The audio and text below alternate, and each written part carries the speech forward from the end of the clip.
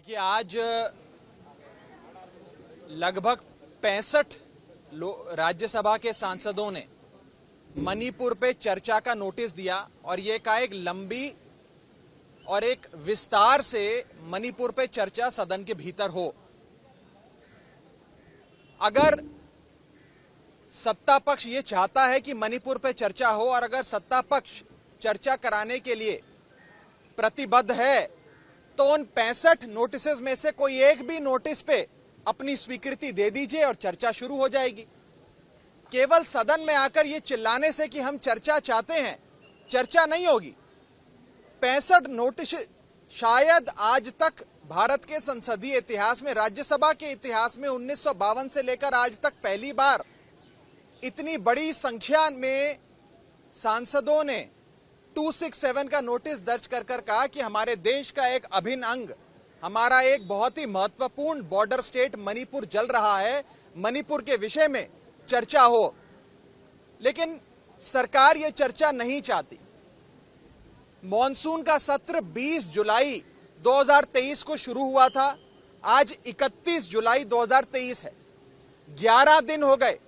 11 दिन में किसी एक भी दिन अगर सरकार मणिपुर पे चर्चा करा लेती तो बाकी के वर्किंग डेज बच जाते और उसमें लेजिस्लेटिव काम हो जाता।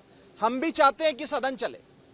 और आज मुझे याद आता है उस समय के leader of opposition Arun Jaitley ji और उस समय की नेता विपक्ष सुषमा स्वराज जी लोकसभा की, उनके कथन की याद आती है कि कभी कभी सदन में विपक्ष की आवाज सुनवाए जाने के लिए अगर आपको अपनी आवाज बुलंद करनी पड़े तो उससे लोकतंत्र मजबूत होता है, लोकतंत्र कमजोर नहीं होता।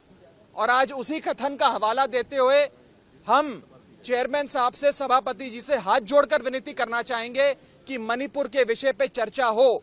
और जब जब एक विस्तार से लंबी चर्चा होती है, संसदीय कन्वेंशन ये कहता है कि देश के प्रधानमंत्री जी आकर उस बहस में हिस्सा लेते हैं। जैसा कि अभी बताया गया, देश के कई प्रधानमंत्री सदन के भीतर आकर इस विषय पे जब भी रूल 267 के हिसाब से बहस हुई है, सदन के भीतर आकर उन्होंने अपना वक्तव्य दिया है। जवाहरलाल नेहरू जी से लेकर डॉक्टर मनमोहन सिंह तक तमाम प्रधानमंत्री सदन के भीतर आए और अपना वक्तव्य दिया। इसीलिए हम चाहेंगे कि as head of the government honourable prime minister भी पार्लियामेंट में आए। दोनों में से जो सदन उन्हें पसंद है, लोकसभा पसंद है तो लोकसभा, राज्यसभा पसंद है तो राज्यसभा, दोनों में से किसी भी सदन में आकर मणिपुर पे अपनी बात रखें और सरकार क्या कदम उठाने जा रही है इस विषय से पूरे देश को अवगत कराएं।